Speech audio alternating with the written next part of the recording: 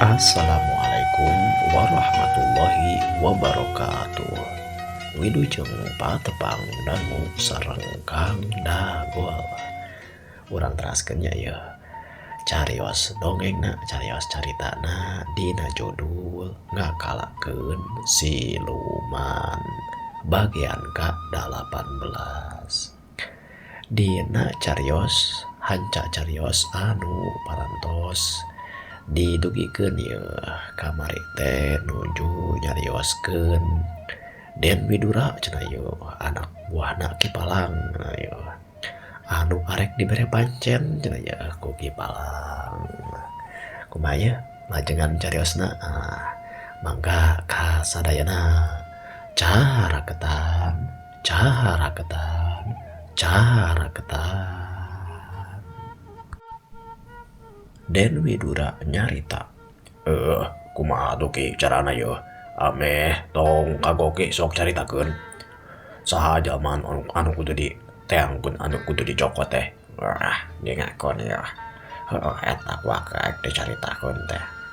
Jeung sakali deui anjeun teu kudu sieun-sieun. Sabab anjeun geus boga pusaka ya, geus boga jimat maksud teh kalawan batu ali eta. Lamun anjeun bisa perlu marek dicobaan-cobaan leuwih halus napikeun ke heula eta mah. Ieu jalma anu marek diteangan teh aya 2 urang. Kahiji budak ngora anu disebutkeun si Jantra. Cenah mah lamun teu salah mah urangna teh urang pasisian. Jeung si Jugala. Sabab eta jalma teh bangunna mah geus ngicing silah bengkok sinembah. Tapi acan tangtu mantakan kudu diteangan teh ku anjeun supaya hayang jelas we aki oge. Sabab ku ilmu siluman oge geus teu kapanggih. Heuh eta intina mah teangan 2 urang jalma anu ngaranna si Jantra jeung si Jugala kitu tah. Perkara neangan jalma mah bagian kuring eta mah Ki. Aki geus nyaho beuneunan sari kuring teh. Kayak nya urang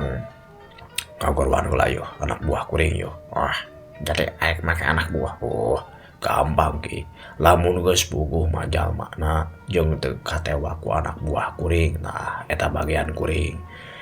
Bisi perlu mah aki oge, bisi hayang ngilu arek mantuan ka kuring nya alus pisan gini. Bener mendingan kitu. Make heula eta jalma jang naluntik. Boga telik sandi pangin rajala supaya puguh saha-sahana.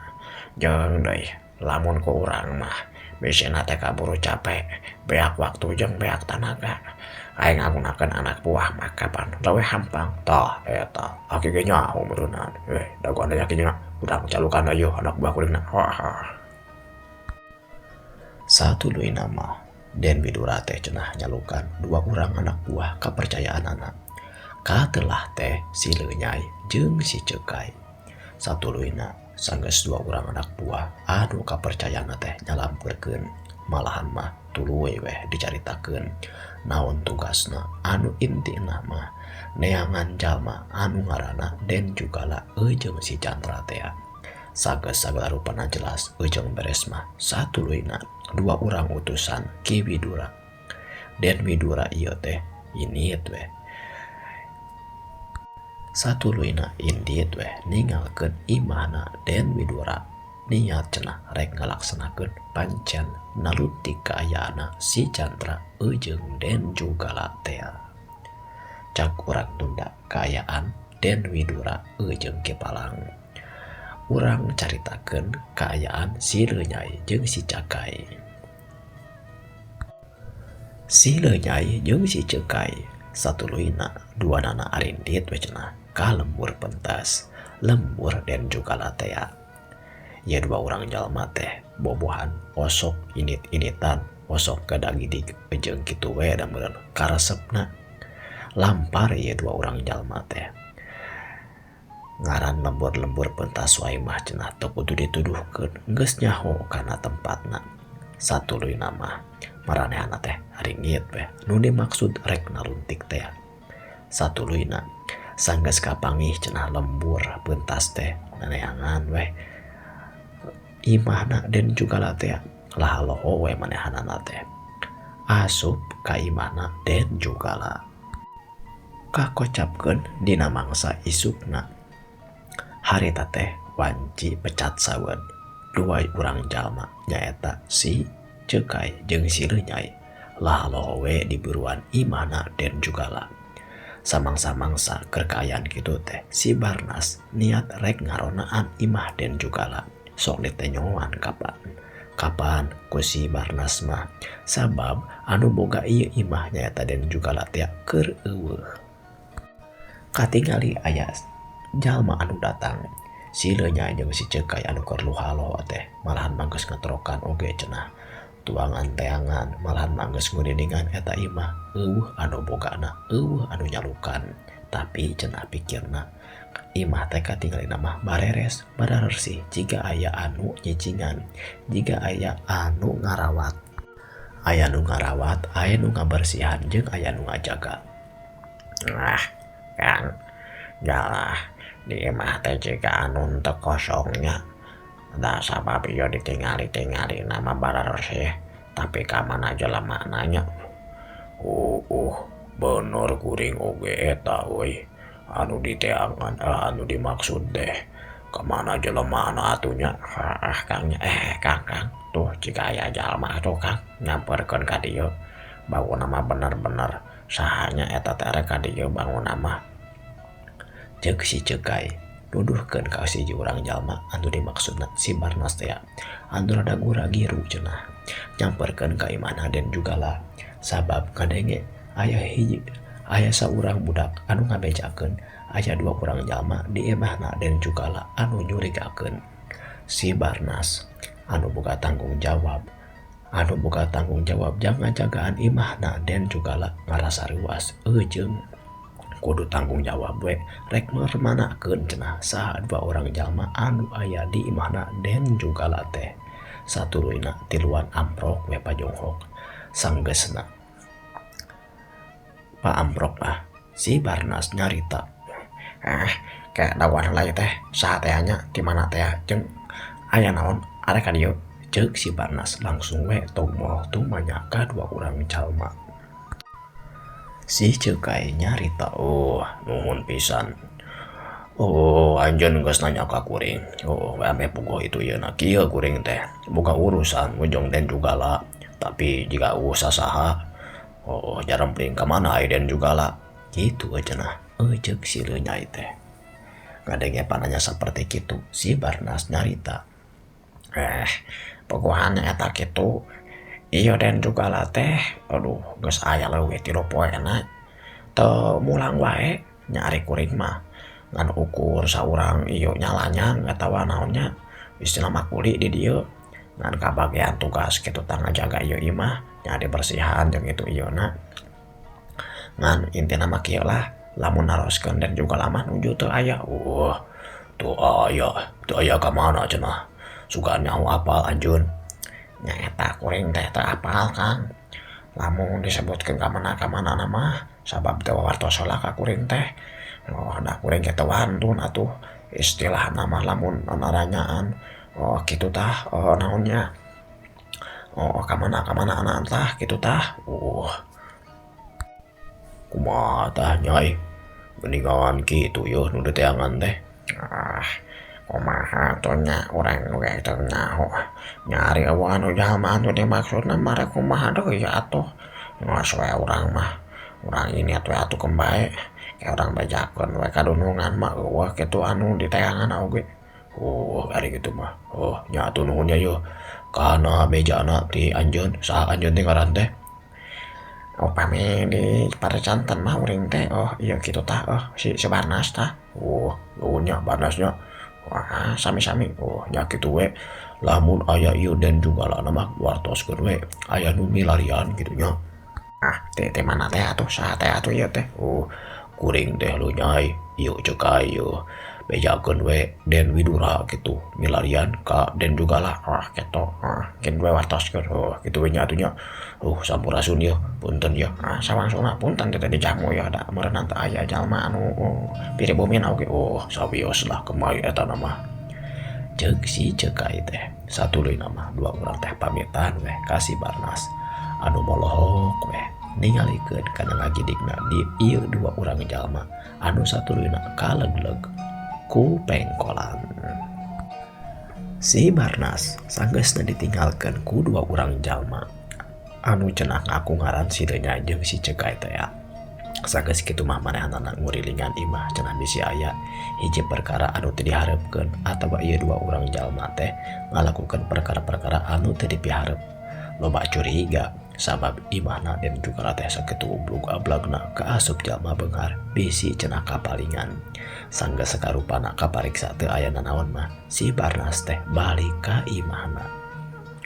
Satuluyna si Barnas teh ngaritakeun cenah kake usrip teh ya karena keayaan dua orang jalma anu neneangan dan juga lah.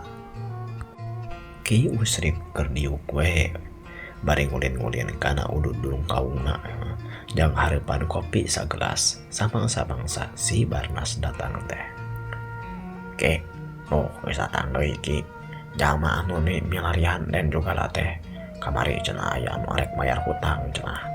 Terus deui aya deui saha kamari teh cenah arek anu aya kaperluan minjem duit kitu tah kaden juga laki tah ayeuna teh tah ki aya deui dua urang jalma tah teuing saha tapi cenah teh ngomong nama cenah tah manehanana teh ngaran ngaku nama si Ronya jeung si Cokai ki malahan mah nyebutkeun dulunganna oge dan widura cenah mun teu salah mah kitu tah ki. Wah sugan aki duh jadi kuring teh nanyakeun ki ka kuring teh ka mana cenah den juga lah nya kuring teh teu bisa ngajelaskeun da. Aki oge dengan teu ngabejakeun ka mana atuh ki dan juga lah teh sabenerna ki ceuk si Barnas. Bari manehna teh diuk we deui satuluyna mah ngaurungkeun rokona. Rokok dun kaung anu cikaneh karak dilintingkeun ku bapana atau ku akina ku abahna teh Mbah Usrip. Wah eta anjeun ngonahon wah yang dijaleng-jaleng supaya babari dina ngududeng ke ari ku anjeun langsung disedot we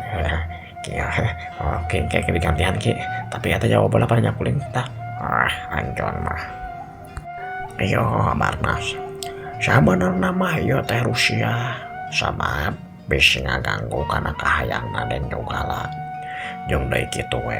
jok dan juga lana oge ngabawa dianan ka aki teh ulah ngeruh cenah bisi ngahalangan jeung jadi gangguan kitu tah Barnas. Gandenge kana kekecapan ti bapana saperti kitu si Barnas nyarita kitu nya ki lah aduh jadi aki teh moal nyaritakeun ka kuring nya teh kieu kehok lah lain moal nyaritakeun tapi saheulaanan mah nya anjeun teh ulah bakahayang nyaho kajaba dina waktu anu perlu meureunana atawa geus waktu anu aya waktu anu meureun mah kitu we aya mah ulah bakahayang nyaho lain teu percaya aki teh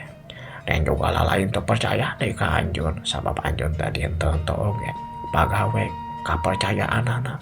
jeung kaasup sobatna meureun tapi gitulah kahayangna dan juga lana ulah loba carita aja teh jeung ulah loba nawar we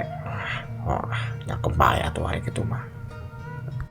Tapi atuh ki eta teh sabenerna mah nanaonan dan juga lah teh kuring menjadi penasaran jeung deui bener teh dan juga lah teh cok aki teh mah sugan kitu pan lain cok aki kata kuring teh ngadenge ti jalma nu sajeun sabab di henteu-henteu oge geuningan pamajikanna anu baheula geus tilar dunya budakna oge sadua-dua metohana malahan mah pan geuningan loba jalma-jalma anu aya urusan ujung dan juga lah teh talilar dunya kalawan aya nu gering kalawan aya oge anu teu wajar aya gering teu wajar kitu ki kumaha ki eta teh ki anjeun mah anu kitu mah sabenerna mah sasanggaan hungkul dina sanyana ge bener teh mah aya meureunakeun eta mah urang jadikeun we dongeng baheula atawa carita anu geus kaliwat urang tingali we sabab ku aki katingali dan juga lah teh keur kaayaan babalik pikir keun manehna ayeuna keur naratas jalan kana jalan diajar arek diajar deui jeung naratas jalan kana jalan mah balik pikir sawangsulna ku urang kudu didukung jeung perkara-perkara nu karitu mah keun we urang jadikeun Rusia sarerea anu teu kudu diungkit-ungkit deui tapi panke ari perkara anu salah mah keukeuh we salaki ku urang teh beuneunan kudu dinaonnya kudu di ieu teh istilahna mah naonnya dijadikeun pelajaran kitu ge nya pangalaman jeung ari perkara anu dosa mah beuneunan kudu di aya balitunganna ki ngan namun hubungan anak jeung dosa mah keun eta mah Rusia jeung pangeran sabab pangeran anu leuwih nyaho tapi ari urusanna jeung nagara mah meureun teh mah lamun teh mah teh kamateni jalma pamun aya hukum da moal bisa kabuktikeun atuh ieu mah perkara ge perkara anu henteu kasar perkara anu teu bisa dijelaskeun ku omongan kalawan akal di luar kebiasaan kapan meureun anjeun ge nyaho hari kita mah berenang ki perkara-perkara lamun disebutkan tema ya dan juga latih munjung teh eta teh bener ki nya anu kitu mah cek ake oge henteu nyaho jeung urang ya ulah naon ulah sungka sangka we ayeuna mah urang teh nyali we kaayaan anu keur lumangsung ayeuna ieu dan juga latih keur kaayaan babalik pikir kitu we lah anjeun mah nu kudu ngarti mah wah kitu nya kumaha ake lah atuh kitu mah kitu cenah di antarana obrolanna si Barnas jeung Ki Usrip teh cak urang tunda kaayaan si Barnas jeung Ki Usrip urang caritakeun kebat lumampahna si Leunyae jeung si Cekai satuluy nama samang-samang saenggeus ninggalkeun kaayaan si Barnas malahan mah ieu dua orang jalma teh teu tuluy kaluar ti eta lemur tapi kalakah ini atuh cenah nyimpang di hiji warung niat masih keneh arek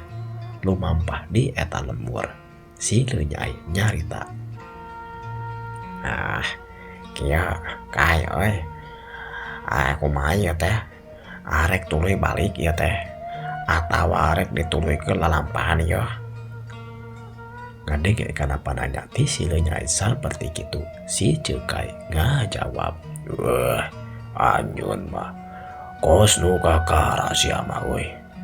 meusing dina meunang bejana ge bieu ti jalma nu jaga beureunya saha teh si Barnas din beureunan lanjangna dan juga lah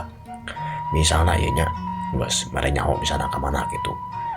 tetep we ku urang kudu dipermanakeun kudu dipastikan bener atau henteu eta beja lamun aya beja komo ieu mah teu meunang beja-bejana acan kan kitu beureunan pasti urang kudu duluykeun kana lalampahan neruskeun kana panaluntikan kitu kapan biasana oge nah mun kitu mah siap atuh Kang lah tapi rek nu manaha ulah yeuh kapan ukur di teangan teh sasat aya 2 jalma ya teh si juga lah jeung si jantra cenah tah reka manah heula kitu maksud teh Kang tah nya urang sakalian we urang duanana da geus bogo ieu den juga lah mah cenah awakna jangkung pada bantah umurna oge kayana aya kana 40 atawa 50 tahunan jangan disebutkan si jantra mah cenah budakna teh umur belasan tahun jangkung leutik cenah bejana mah Coki palang mah mana heula we anu buburu kapanggihna eta mah kitu maksud mah nupang kapanggih mah kapanggihna kitu tah ayolah rek kita maka ayo urang laksanakeun we satuluyna ieu 2 urang jalma teh lempang deui we cenah arek muru warung teh cenah bari arek nuluykeun kana lalampahan jadi telik sandi anu dijadikeun ku den kudura teh sanggeus kitu mah ieu 2 urang jalma teh udari-dar we cenah di saboderning eta lamur cenah kadang-kadang ngakukeun neangan palawija atawa neangan sasatuan anu arek dijual atawa naon we ieu 2 urang jalma teh naluntik neangan kaayaan den juga lah malahan mah ditatanyakeun oge cenah sugan aya anu osok ngangon doma atawa nu bogeun doma sabab